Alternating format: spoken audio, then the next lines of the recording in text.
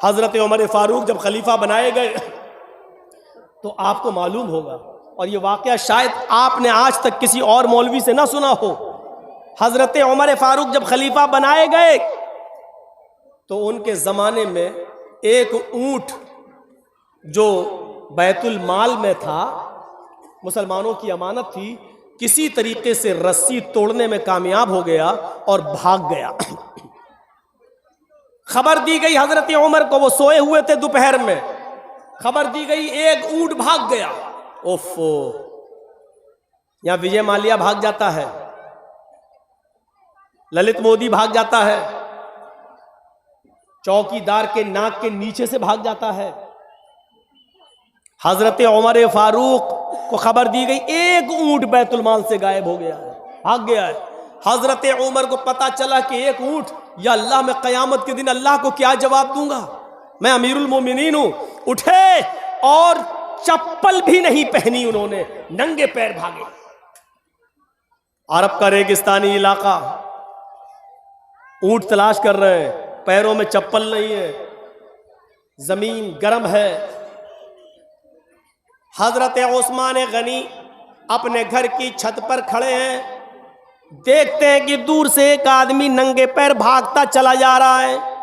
दिल ही दिल में सोचते हैं कितना बड़ा बेवकूफ आदमी है, इतनी कड़ी धूप में नंगे पैर ये भाग रहा है, पता नहीं ये कहां जा रहा है, इसको थोड़ा सा आराम कर लेना चाहिए था। ये गर्म जमीन पर नंगे पैर क्यों भाग रहा है, ये बेवकूफ आदमी है, इतनी सख्त धूप में ये कहां भाग रहा, पसीना पसीना। जब हजरत उमर करीब से गुजरे तो उस्मान गनी पहचान गए कि ये तो हजरत उमर है। कहने लगे, अमीरुल मोमिनीन, इतनी कड़ी धूप में आप कहां भाग रहे हैं, कहां जा रहे हैं? फरमाया, है उस्मान, बैतुल माल का एक ऊंट गायब हो गया है, वो आगे आगे भाग रहा है, मुझे उस ऊंट को पकड़ के बैतुल माल में जमा करना है। अगर आज वो गायब हो गया तो कयामत के दिन मैं अल्लाह को क्या जवाब दूंगा? हजरत उस्मान ने कहा, इधर आओ, हमारे घर में हमारे बहुत से नौकर हैं, बहुत से गुलाम हैं, मैं इनको भेज देता हूं, ये ऊंट पकड़ कर आपके बैतुल माल में जमा कर देंगे। आप आइए और पानी पीजिए, नंगे पैर हैं आप। हजरत उमर ने जो जवाब दिया, मदरसे के जिम्मेदारों सुनो, जलसे के जिम्मेदारों सुनो, तुम्हें अभी एक एक पैसे का हिसाब देना है, मदरसे का, जलसे का एक एक रुपए का हिसाब तुम्हें भी देना है, अगर कोई मांगे तो मना नहीं करना चाहिए। हजरत उस्मान गनी ने जब कहा, आओ ठंडा पानी पी लो, बैठो, मैं अपने गुलामों को भेज देता हूं, वो ऊंट पकड़ के तुम्हारे बैतुल माल में जमा कर देंगे। हजरत उमर जवाब देते हैं, उस्मान, तेरा पानी तुझे मुबारक हो, तेरे घर की छत की का साया तुझे मुबारक हो। अमीरुल मोमिनीन मैं हूं, तुम नहीं। अगर ऊंट गायब हो गया तो कयामत के दिन सवाल मुझसे होगा, तुमसे नहीं, क्योंकि जिम्मेदार मैं हूं, तुम नहीं। ये कहकर वो आगे बढ़े और उस ऊंट को जब तक पकड़ नहीं लिया और बैतुल माल में जमा नहीं कर दिया, तब तक उनको नींद नहीं आई। जब बैतुल माल में उस ऊंट को लाए तो बैतुल माल के जिम्मेदारों से पूछा, ये ऊंट कैसे भाग गया? तुमने निगरानी नहीं की, रस्सी तोड़ने में कामयाब कैसे हो गया? तो एक साहब ने बताया, अमीरुल मोमिनीन, इस ऊंट की लेटरीन के रास्ते में जख्म हो गया है। दुम उठाया, देखा तो उसमें घाव है, जख्म है, और उसकी लेटरीन के रास्ते से ब्लड निकल रहा था। हजरत उमर से कहा, अमीरुल मोमिनीन, ये बैठ नहीं पाता है, जब बैठता है तो इसको दर्द और तकलीफ होती है, इसलिए तकलीफ के अंदर इसने ताकत लगाई और रस्सी को तोड़ने में कामयाब हो गया। हजरत उमर ने कहा, इस ऊंट की लेटरीन के रास्ते में इतना बड़ा जख्म है, ये ऊंट इतना जख्मी हो गया है और अभी तक उसका कोई ख्याल नहीं रखा गया है। हम अमीरुल मोमिनीन लोगों के ही नहीं है, जानवरों पर भी रहम करना हमारे नबी जनाब मोहम्मद रसूलुल्लाह ने हमें बताया है।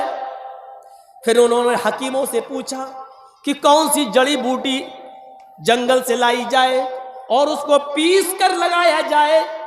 हकीमों ने बताया, हजरत उमर अकेले जंगल में जाते हैं, उस जड़ी बूटी को, उस पत्ते को तोड़ के लाते हैं, फिर अपने हाथों से पीसते हैं, उसका मरहम बनाते हैं, फिर अपने हाथ से ऊंट की दुम उठाते हैं और उस दुम लैट्रीन के जख्म के रास्ते पर अपने हाथ से उस जख्म को पर मरहम लगाते हैं, वो जड़ी बूटी लगाते हैं, कहते हैं अल्लाह मेरा जो काम था वो मैंने कर लिया, शिफा देना तेरा काम है।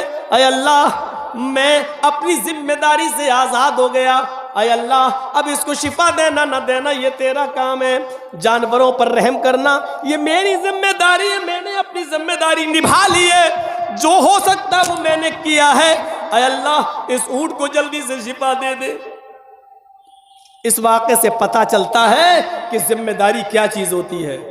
जिम्मेदारी, हर आदमी को अपनी जिम्मेदारी पूरी तरीके से निभानी चाहिए, हर आदमी को अपनी जिम्मेदारी पूरी तरीके से अदा करना चाहिए।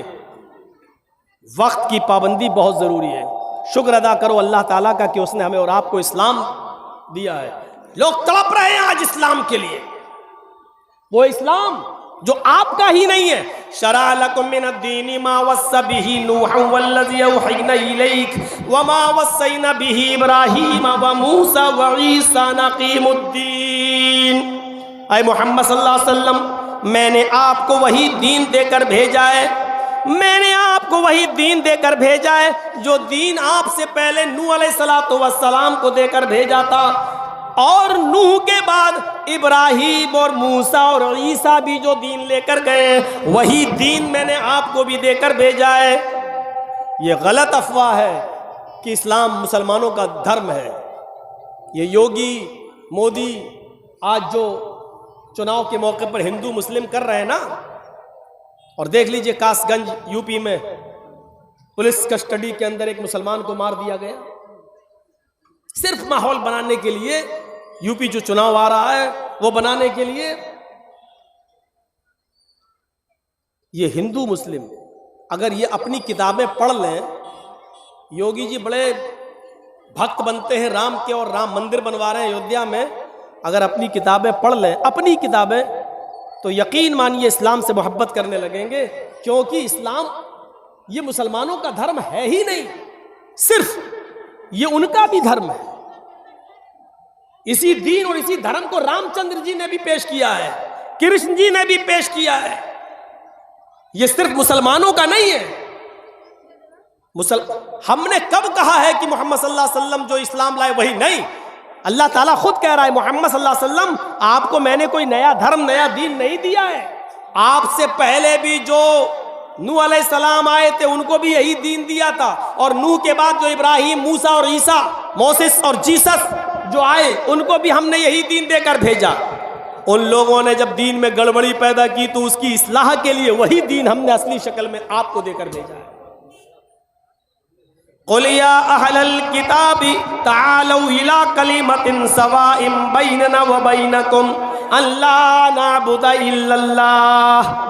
आए मोहम्मद सल्लल्लाहु अलैहि वसल्लम आप ऐलान कर दीजिए, आप दुनिया वालों को बता दीजिए, आप दुनिया वालों से कह दीजिए, आप यहूदियों से और ईसाइयों में ऐलान कर दीजिए, या अहलल किताब, आए अहले किताब, आए तौरात वालों, जबूर वालों, इंजील वालों, आए यहूदियों, आए ईसाइयों और आए दाऊद अलैहिस्सलाम के मानने वालों, तालौ इला कलिमतिन सवाइम बैनना व बैनकुम, आओ एक ऐसे कलमे की तरफ। देखिए कुरान क्या कह रहा है, तालौ इला कलिमतिन सवाइम बैनना व बैनकुम, आओ एक ऐसे कलमे की तरफ, आओ एक ऐसे मूल मंत्र की तरफ जो हमारे और तुम्हारे दरमियान बराबर है, यानी वही कलमा आए यहूदियों तुम्हारा भी है, वही कलमा ईसाइयों तुम्हारा भी है।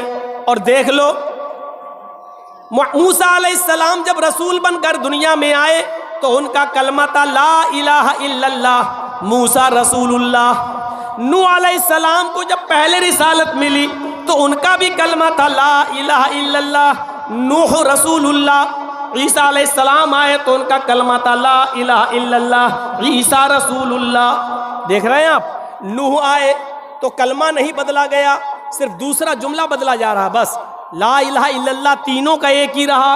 ला इलाहा इल्लल्लाह नूह रसूलुल्लाह, मूसा जब आए तो पढ़ा गया ला इलाहा इल्लल्लाह मूसा रसूलुल्लाह, ला इलाहा इल्लल्लाह नहीं बदला जा रहा है। ईसा जब आए तो पढ़ा जा रहा है ला इलाहा इल्लल्लाह ईसा रसूलुल्लाह। कलमा पहला मंत्र नहीं बदला गया, रसूल के एतबार से दूसरा जुज बदला गया। जब इस्लाम आया, मुहम्मदुर रसूलुल्लाह आखिरी नबी बनकर आए, तो आपने भी उसी मूल मंत्र को बाकी रखा, ला इलाहा इल्लल्लाह मुहम्मदुर रसूलुल्लाह। पहला मंत्र नहीं बदला गया। और हिंदू भाइयों में भी पहला मंत्र वही है, एकम ब्रह्मादित्य नास्ति नास्ति किंचन, एक ही ब्रह्मा है दूसरा नहीं। बल्कि पंडित जब मरता है तो मरने से पहले अपने बेटे को ला इलाहा इल्लल्लाह पढ़ने की वसीयत करता है। मरने से पहले कहता है मेरे बेटे तू भी मरने से पहले ला इलाहा पढ़ लेना, जिसको हम वेदों की जबान में अनकही कहते हैं। ला इलाहा हरणे पापन इल्लल्लाह परमपिदम। मेरे बेटे मरने से पहले ला इलाहा पढ़ लेना, हरणे पापन। जब तू ला इलाहा इल्लल्लाह पढ़ेगा तो तेरे पाप हरण हो जाएंगे, तेरे पाप मिट जाएंगे। ला इलाहा इल्लल्लाह पढ़ोगे तो तुम्हारे पाप धुल जाएंगे, मिट जाएंगे, खत्म हो जाएंगे। यानी इस्लाम लाने से पाप मिट जाते हैं। इन्नल इस्लाम यहदिमु मा कान क़ब्ला, जो इस्लाम कबूल कर लेता है, कलमा पढ़कर इस्लाम की शीतल छाया में आ जाता है, उसके इस्लाम लाने से पहले जितने भी गुनाह हैं सारे के सारे गुनाह माफ़ कर दिए जाते हैं, उसके गुनाह बख्श दिए जाते हैं। ये इस्लाम का भी कलमा है। कौन कहता है कि इस्लाम सिर्फ मुसलमानों का धर्म है? कौन सी चीज ऐसी है जो हम करते हैं और आपके यहां नहीं है? बताइए। हम कलमा पढ़ते हैं, आप भी ब्रह्म सूत्र पढ़ते हैं, हम ला इलाहा इल्लल्लाह पढ़ते हैं, आपके यहां पर भी ला इलाहा इल्लल्लाह है। ला इलाहा हरणे पापन इल्लल्लाह परमपिदम, ये क्या है? एकम ब्रह्मादित्य नास्ति नास्ति किंचन, ये क्या है? हम नमाज पढ़ते हैं, आपके यहां पर भी साष्टांग है।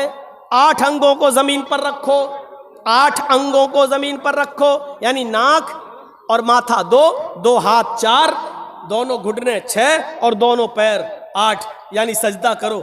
हमारे यहाँ नमाज है तो आपके यहाँ साष्टांग है, यानी सजदे का जिक्र आपके यहाँ पर भी है। बल्कि कृष्ण जी ने अर्जुन को 5 वक्त की नमाज पढ़ने का हुक्म भी दिया श्रीमद् भागवत गीता के अध्याय 6 मंत्र नंबर 10 में। योगी युज्जित सततमात्मानं रासिस्थिता एकाकी अच्युतात्मा निराशीर परिग्रह। जब तुम ईश्वर की पूजा करने खड़े हो तो पूरे शरीर का योग कर लो, पूरे शरीर की एक्सरसाइज कर लो। हृदय नमः, सीने पे हाथ रख लो, हृदय दिल नमः, सर को झुका लो सजदे की जगह पर, हृदय दिल हाथ। हिंदू को देखते हो आप ऐसे करता है, मूर्ति के सामने खड़ा ऐसे, ओम भूर्भुवः स्वः। किसी हिंदू को आपने ऐसे ऐसे नहीं देखा होगा, ऐसे ही देखा होगा। क्यों? दिल से इबादत या दिल से पूजा। ये हृदय, जब ईश्वर की पूजा करने खड़े हो तो दिल पर हाथ रख लो। हम लोग भी अल्लाह अकबर कहकर यहाँ हाथ रख लेते हैं। जो लोग जहाँ रखते हैं हमें उनसे कोई एतराज़ नहीं है, लेकिन इबादत दिल से होती है, इस बात को याद रखिए। हृदय नमः, अपने सीने पर हाथ रख लो। अर्जुन कह रहे हैं, कृष्ण कह रहे हैं अर्जुन से, कृष्ण जी अर्जुन से, सतत महात्मानम, और हमेशा पढ़ते रहना, कभी छोड़ना नहीं।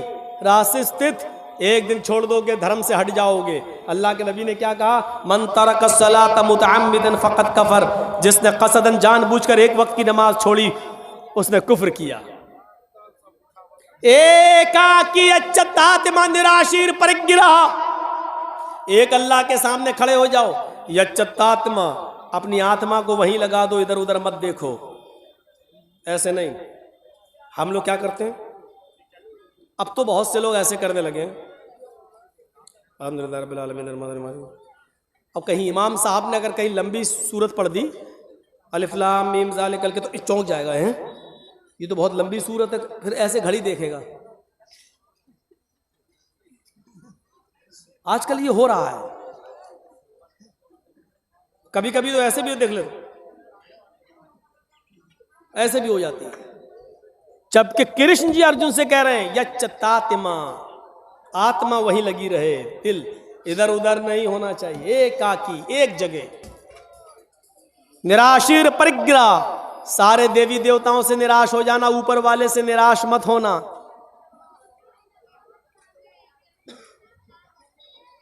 मही देवस्य सवितु परिष्टुति बसुर्दयमाना नय सुपथराय अस्मान। और उसमें ये मंत्र पढ़ना, मही देवस्य सवितु परिष्टुति, मही मनी महान है हमारा देवता, देवस्य हमारा देवता, मही देवस महान है हमारा देवता, सवितु जिसके लिए सारी की सारी परिष्टुति तारीफ प्रशंसा है, महान है हमारा वो देवता जिसके लिए सारी की सारी प्रशंसा सारी की सारी तारीफ है। हम लोग क्या पढ़ते हैं? अल्हम्दुलिल्लाहि रब्बिल आलमीन। तमाम तारीफें उस अल्लाह के लिए हैं जो दोनों जहान का रब है। कृष्ण जी कह रहे हैं ये पढ़ो, हमारे यहाँ भी वही पढ़ा जा रहा है। कृष्ण जी कहते हैं अर्जुन बसुर दयामाना, उसके बाद कहो वो बड़ा दयालु और कृपालु है। हम लोग क्या पढ़ते हैं? अर्रहमान अर्रहीम, वो बड़ा ही मेहरबान इंतहाई रहम करने वाला है। कृष्ण जी कहते हैं पढ़ो नए सुपथराय आसमान, सुंदर पथ मानी रास्ता, राय मानी चलाना, आसमान हमारे फायदे के लिए। हाय प्रभु हमको हमारे लाभ हमारे फायदे के लिए सुपथा सुंदर रास्ते पर चला, हमको हमारे लाभ के लिए फायदे के लिए अच्छे रास्ते पे चला। हम और आप क्या पढ़ते हैं? इहदिना सिरातल मुस्तकीम, अय अल्लाह हमको सिराते मुस्तकीम पर सीधे रास्ते पर चला। कृष्ण जी के जो कह रहे हैं वही हमारे नबी ने भी कहा है। इसीलिए मैं कहता हूं कि हिंदू मुस्लिम की राजनीति करने वाले अगर अपनी किताबें पढ़ लें तो कभी इस्लाम से नफरत नहीं करेंगे, मुसलमानों से नफरत नहीं करेंगे। उनके बस में नहीं है नफरत करना अगर वो किताबें पढ़ लें। जैसे हम इस्लाम पढ़ने के बाद और हिंदू धर्म की किताबें पढ़ने के बाद किसी हिंदू से नफरत नहीं कर सकते, क्योंकि हमारा कुरान कहता है एक मनुष्य को, एक नफ्स को अगर किसी ने कत्ल कर दिया तो वो पूरी दुनिया का कातिल है। मन कतल नफ्सन बिगैरि नफ्सिन औ फसादिन फकअन्नमा कतल अन्नास जमिया। जिसने दुनिया में किसी एक मनुष्य को, चाहे वो हिंदू हो या मुसलमान, सिख हो या ईसाई, किसी भी धर्म का, किसी भी जाति का, किसी भी मजहब का मानने वाला हो, अगर आपने किसी को कत्ल कर दिया तो एक इंसान को कत्ल नहीं किया, पूरी दुनिया की इंसानियत को कत्ल कर दिया, पूरे विश्व की इंसानियत को मार डाला, पूरे मानवता का, पूरी इंसानियत के आप कातिल हैं। एक को नहीं मारा है आपने। कुरान सारी दुनिया के इंसानों को एक परिवार से देखता है, एक खानदान से तशबीह देता है। या अय्युहन्नास इन्ना खलकनाकुम मिन ज़करिन व उन्सा व जअलनाकुम शुऊबन व क़बाइल लितअरफू। हाय सारी दुनिया के इंसानों, तुम आपस में भाई भाई हो इसलिए कि तुम्हारा बाप एक है, तुम्हारी माँ एक है। तुम एक बाप आदम से और एक माँ हव्वा से पैदा किए गए हो। जब तुम्हारा बाप एक, तुम्हारी माँ एक, तो तुम सब आपस में भाई भाई हो। खानदान तुम्हारा एक है, तुम एक परिवार की तरह हो, तुम एक खानदान की ब्रांच, एक पेड़ की शाखाएं हो। दीजिए, कुरान हम सबको एक खानदान से, एक परिवार से जोड़ रहा है और कह रहा है कि तुम सब आपस में एक दूसरे के भाई हो, तुम सब आपस में एक दूसरे, एक ही माँ और एक ही बाप के बेटे हो। इतनी बड़ी इंसानियत का सबक मेरे भाइयों दुनिया के किसी मजहब के अंदर नहीं मिलेगा। हाँ, लेकिन कुरान और हदीस के कानून को हमें फॉलो करना है। इसलिए इंसानियत जहां निभाना पड़े वहां रिकॉर्ड तोड़ देना, लेकिन मजहब के साथ समझौते मत करना। अल्लाह के रसूल ने यहूदियों की मदद की, अल्लाह के नबी ने ईसाइयों की मदद की, अल्लाह के नबी ने मजूसियों की मदद की, लेकिन धर्म से समझौता नहीं किया। अगर किसी हिंदू भाई को ब्लड की जरूरत है और ब्लड नहीं मिल रहा है और उसका ग्रुप आपके ब्लड ग्रुप से मैच खा रहा है और आपके एक बोतल ब्लड देने से उसकी जान बच रही है, तो इस्लाम ये कहता है कि उस वक्त आप रोजा तोड़ दो। अगर रोजे की हालत में भी हो तो आप रोजा तोड़ दो और रोजा तोड़कर ब्लड दे दो और ब्लड देकर उसकी जान बचा लो। इस रोजे की कज़ा बाद में हो सकती है, अगर जान चली गई तो बाद में जान वापस नहीं आएगी। एक गैर मुस्लिम के लिए इस्लाम ये कहता है कि तुम अपना रोजा तोड़कर ब्लड देकर उसकी जान बचा लो, रोजे की कज़ा बाद में कर लेना।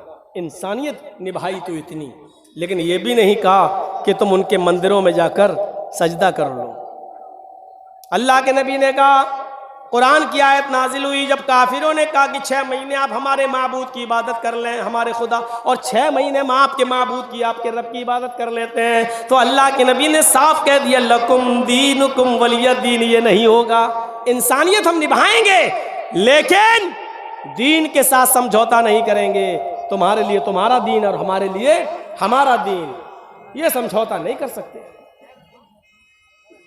क़यामत की निशानियों में से एक निशानी ये बताई, युस्बिहु रजुलु मोमिनन व युमसी काफिरन व युमसी मोमिनन युस्बिहु काफिरन। एक मुसलमान को तुम देखोगे सुबह फजर की नमाज पढ़ेगा, नमाज पढ़ने के बाद कुरान की तिलावत करेगा, मस्कीनों को गरीबों को खाना खिलाएगा, सुबह सवेरे उठेगा तो वह मोमिन होगा, लेकिन शाम का सूरज डूबने से पहले पहले वो काफिर हो जाएगा।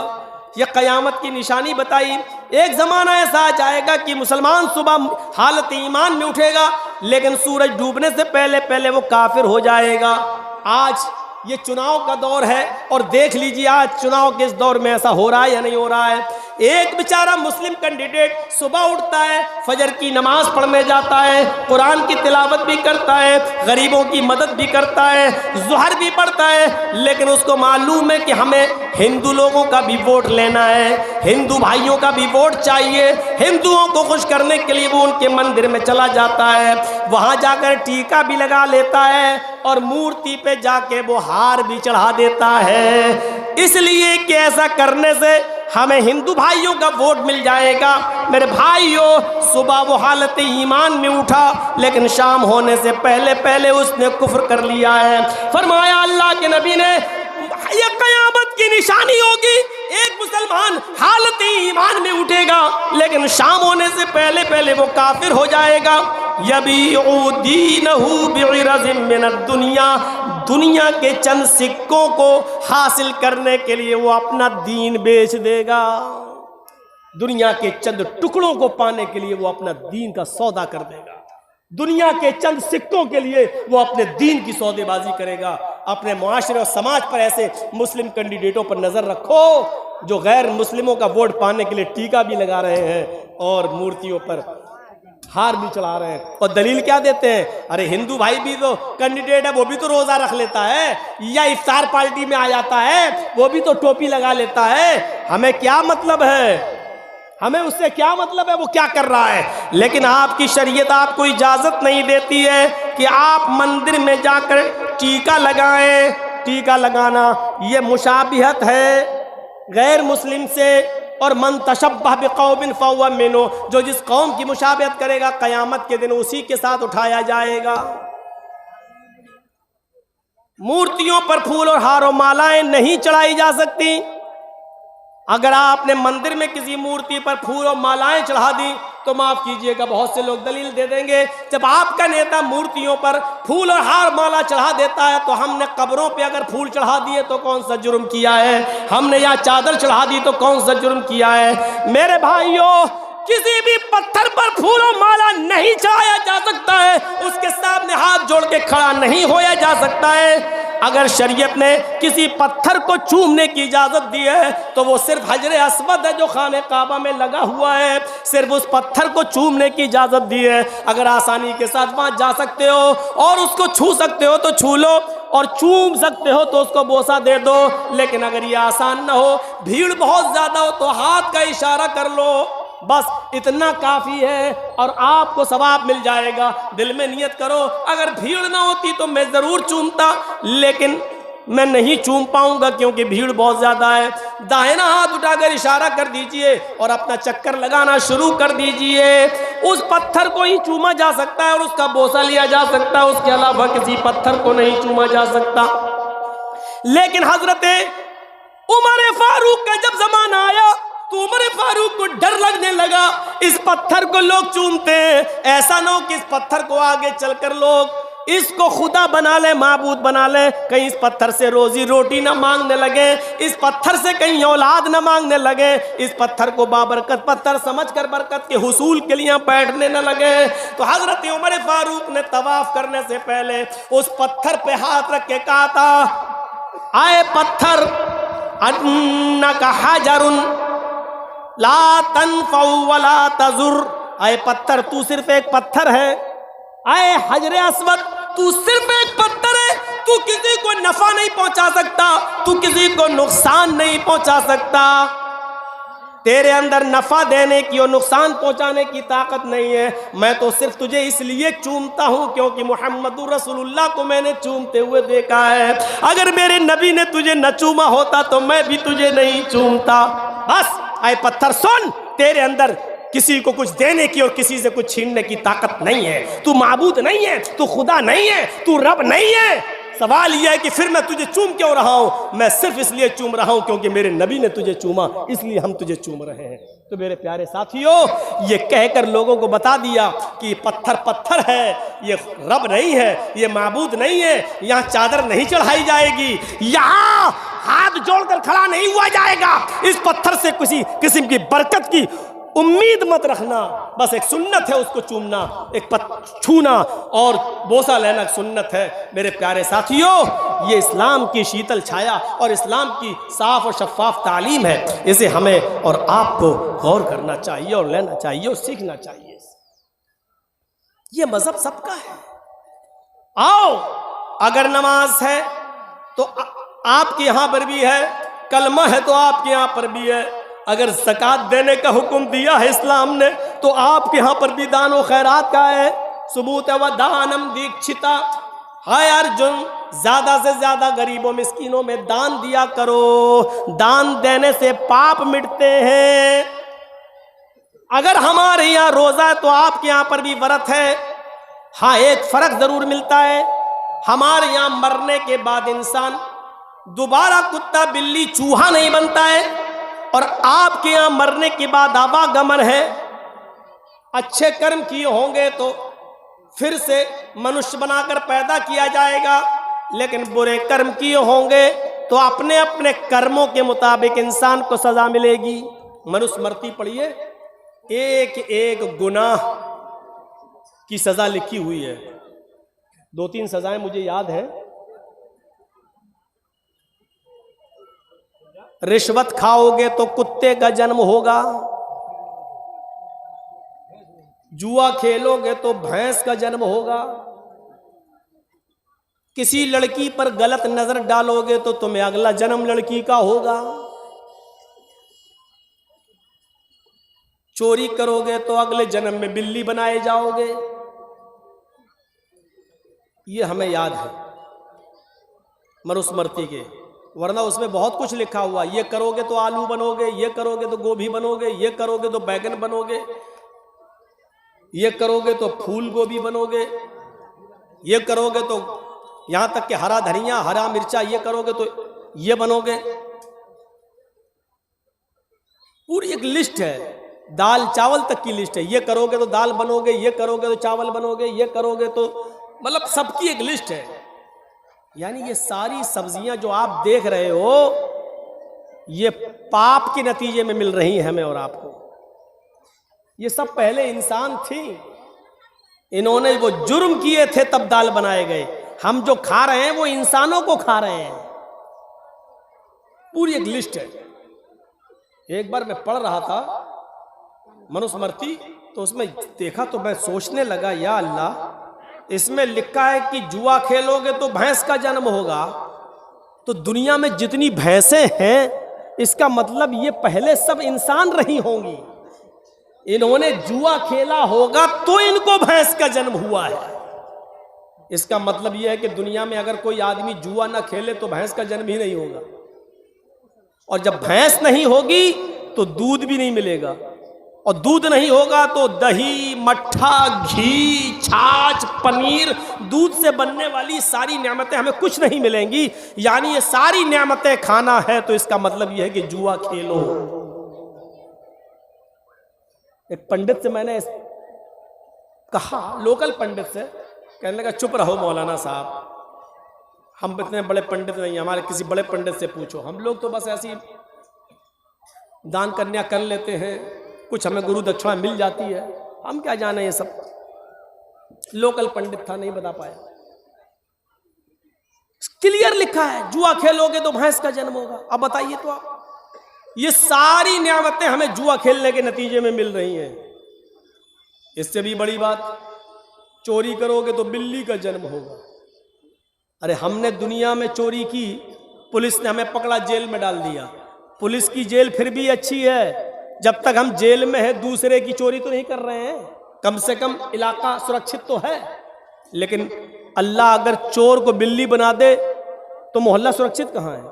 जब इंसान थे तो माल चुराते थे, रुपया चुराते थे, सोना चुराते थे, चांदी चुराते थे, लेकिन अल्लाह ने चोर को बिल्ली बना दिया तो अब सोना चांदी नहीं चुरा रहे हैं, किसी का कबूतर चुरा रहे हैं, किसी की मुर्गी फाड़ रहे हैं, खा रहे हैं, कुछ ना कुछ अभी भी कर रहे हैं। तो इसका मतलब यह है कि पुलिस की जेल फिर भी मजबूत है, अल्लाह ने जो सजा देकर बिल्ली बनाया वो कमजोर है, क्योंकि चोरी तो अभी भी नहीं रुकी है। रिश्वत खाओगे तो कुत्ते का जन्म होगा, ये बड़ी अजीब बात है। जब मैं रास्ते में किसी कुत्ते को देखता हूं तो सोचता हूं पता नहीं ये किस पुलिस वाले, नाम ना लो हालात खराब हो जाएंगे, सोचता हूं कि ये किस लुटेरे का वो होगा।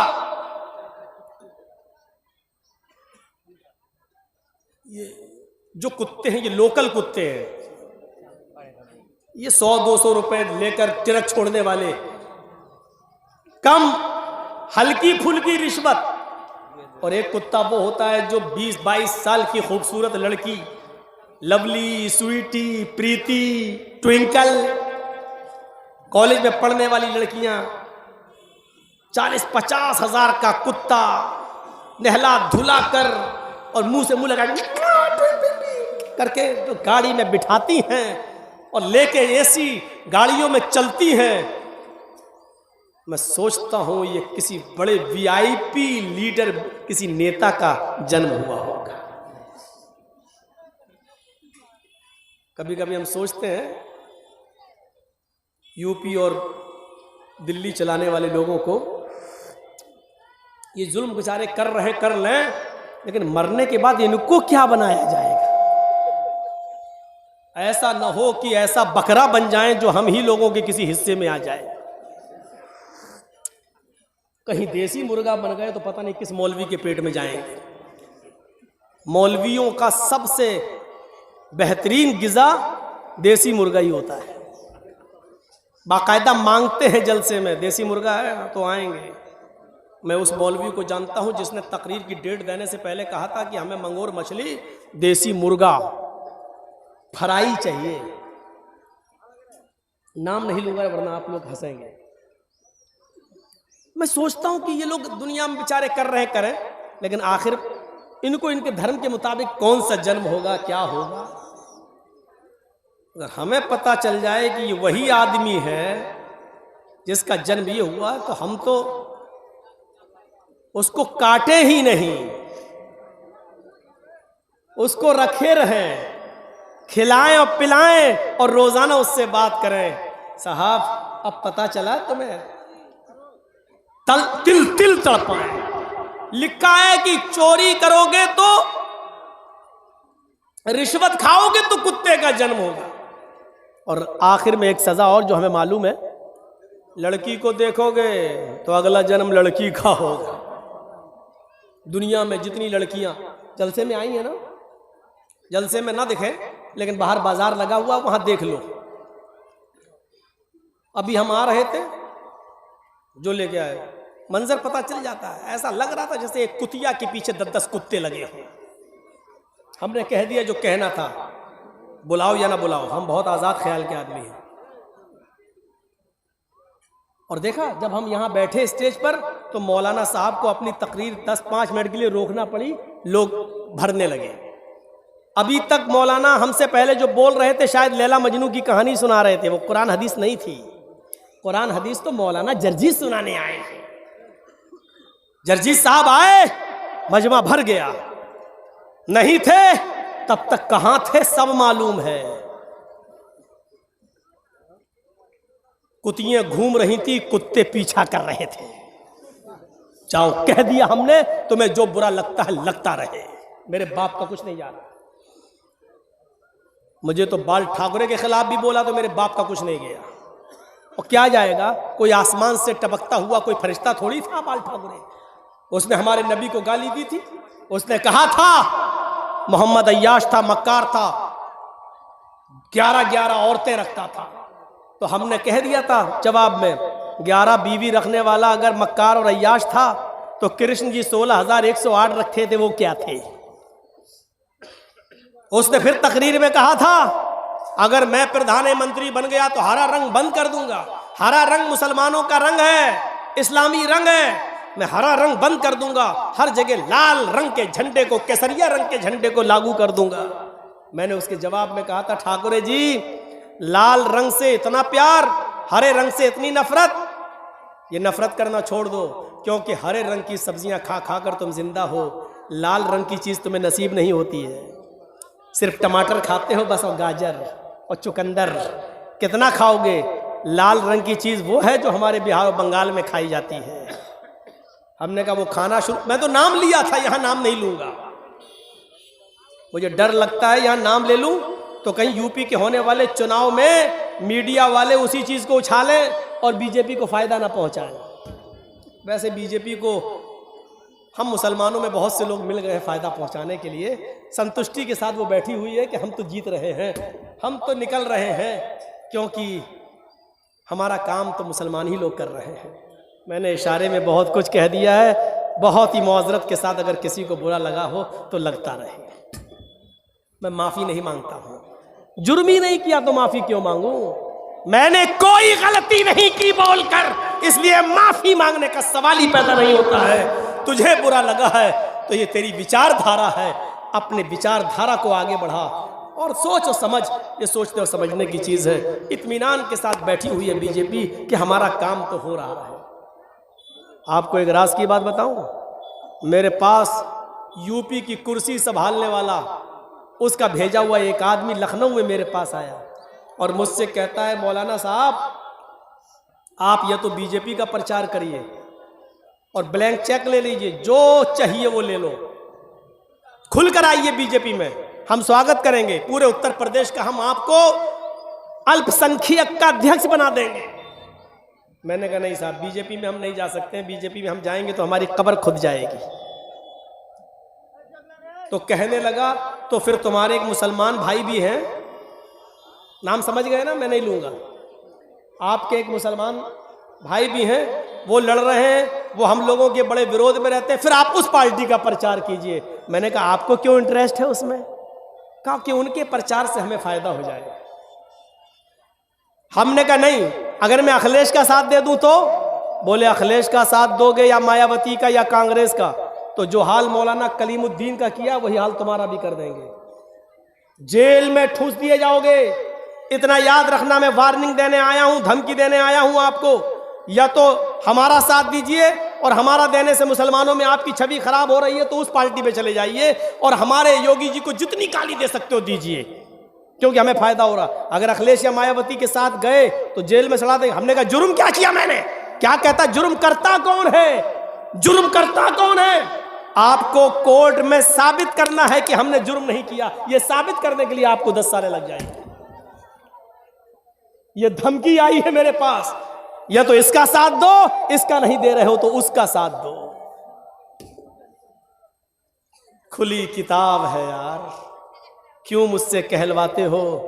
मैं बिहार में नहीं कहना चाहता हूं, बंगाल में ममता दीदी ने पूरी इजाजत दी है, खूब बोलो, मैं देता हूं, जाता हूं, बोलता हूं, नाम भी लेता हूं, इसलिए कि जहां मेरे ऊपर केस होने का खतरा नहीं है वहां लेता हूं, नाम भी लेता हूं। अपने आप को बचाना भी जरूरी है।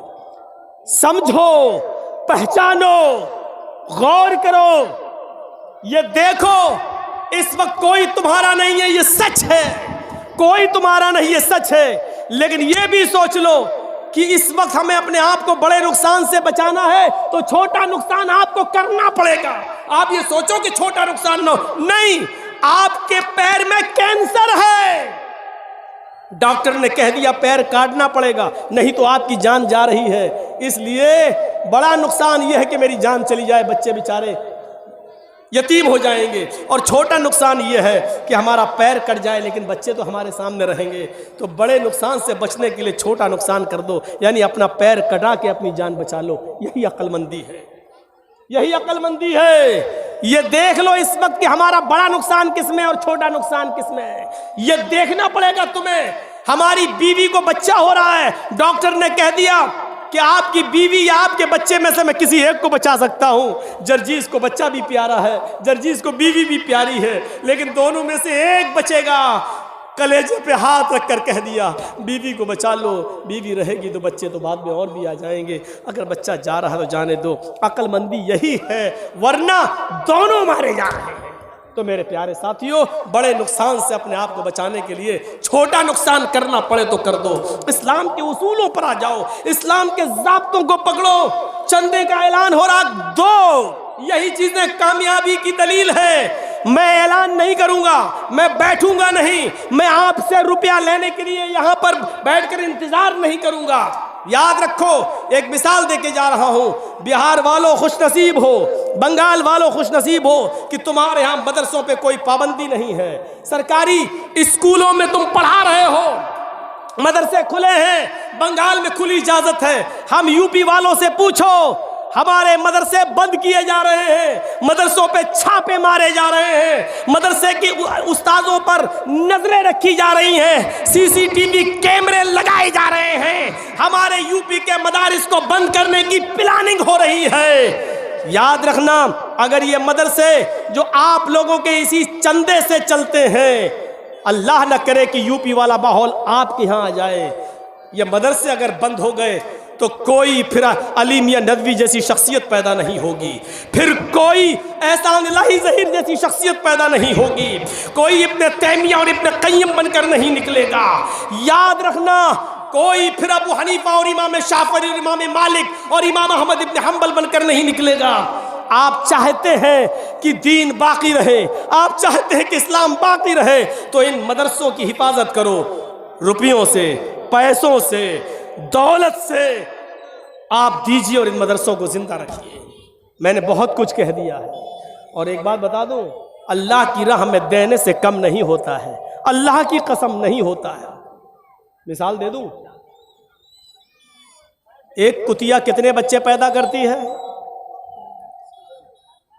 4, 5, 6, कभी कभी 12-12 बच्चे भी पैदा कर देती है कुतिया।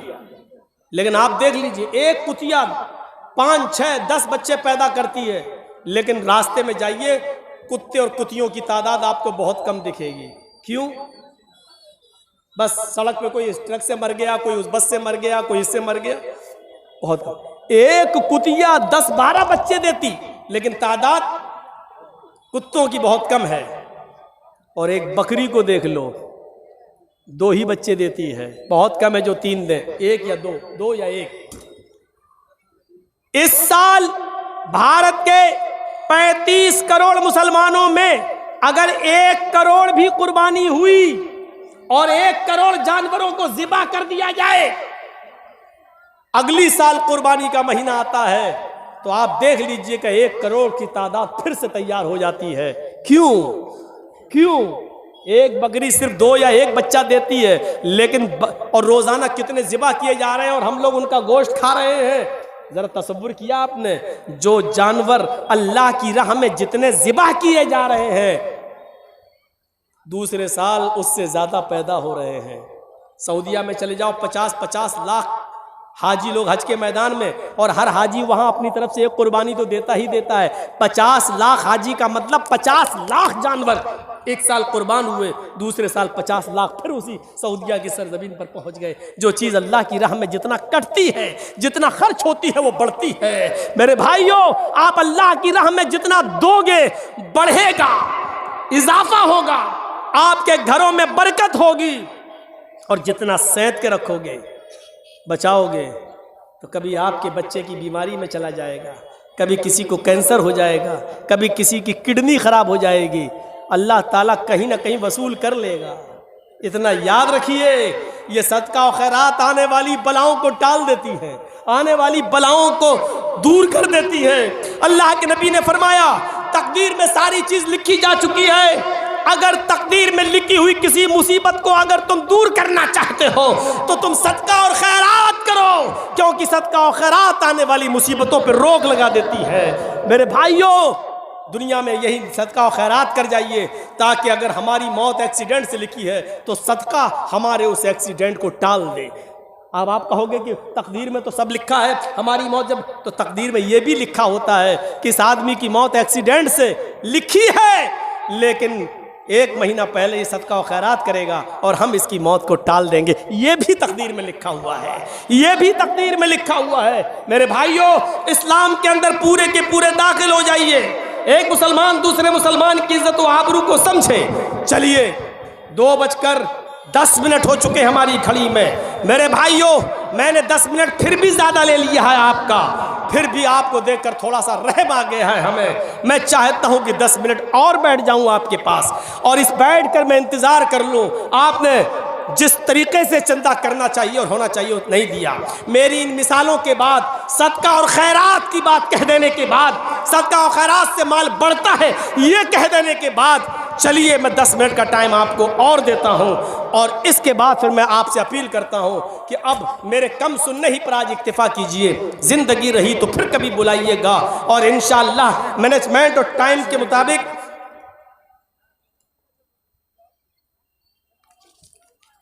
तो मेरे भाइयों, ये चीज़ आपके सामने मैंने रख दी है और आपसे मैं अपील करता हूं कि 10 मिनट तक जो मैं यहाँ बैठा हूँ, आपसे गुजारिश है कि मेरे हाथ में अगर आप कुछ देना चाहें इस मदरसे के लिए, आज आपकी मोहब्बत का सवाल है।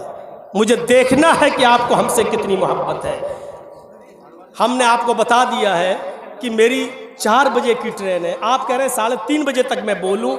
दूसरी जगह का प्रोग्राम लगा है, बहुत दूर का फ्लाइट पकड़ के जाना है और आप हमें मजबूर कर रहे हैं। दूसरी जगह की कोई इज्जत नहीं है, आप समझिए। मैं फिर भी आपको दे रहा हूँ इतना टाइम। आइए, एक साथ 50 रुपये। हम दुआ नहीं करेंगे इसलिए कि मैं इस तरीके की दुआ को सही नहीं समझता हूँ। आपके यहाँ रवाज है, करिए, मैं नहीं समझता हूँ। आप अपने दिल में नियत करिए कि अल्लाह इसका सवाब मेरे बाप को, मेरी माँ को, या हमें या किसी को मिले। लाइए, मैं खड़ा हो जाता हूँ, मेरे हाथ में आप कितना देते हैं आज आपकी मोहब्बत देखता हूँ। अल्लाह ताला से दुआ